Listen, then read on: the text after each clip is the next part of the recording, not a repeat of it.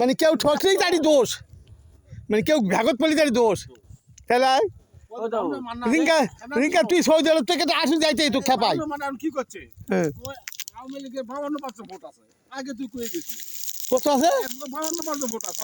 তুই এই না একটা ধরে দিই পারে বই কুদ্দু ও কুদ্দু ওই বুঝছো ওর মুখে আমার শুনছে 52% ভোট ও কুদ্দু এক জোরে জোরে কথা কওয়া মানা করে কুদ্দু। এই বছরে চলবে আল্লাহ এবার জামাত আমি এটা জামাত না আজ আমি কি করছি দাও জামাত হোক না যাই পারতাই হোক, কিন্তু আওয়ামী লীগ হচ্ছে না। আওয়ামী লীগ গপ্প খাইবে, আওয়ামী লীগ গপ্প করাই ধরি নিও তো বয়কট করতে না করো, জামাত হোক যাই পারতাই যখন আসু তখন আমরা এমনি যাবো।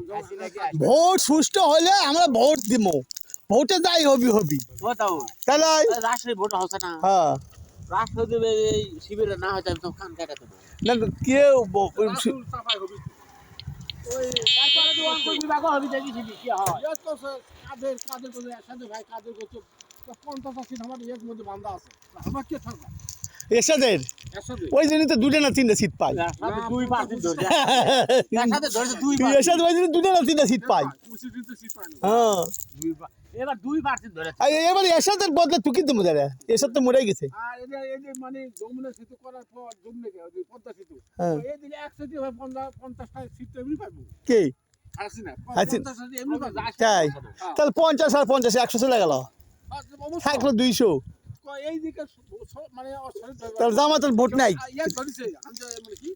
আমি আমি হামজা হ্যাঁ গোপালগঞ্জ মানে কাটা দাও তো আজকে তুই এক হুজুর বানাছ দললে হ্যাঁ কত কাটে তুই কিভাবে কাটিস তুই কাটা অন্য তাহলে এখন বিএনপি আর জামাতের ভোট নাই, বিএনপি আর জামাতের ভোট নাই।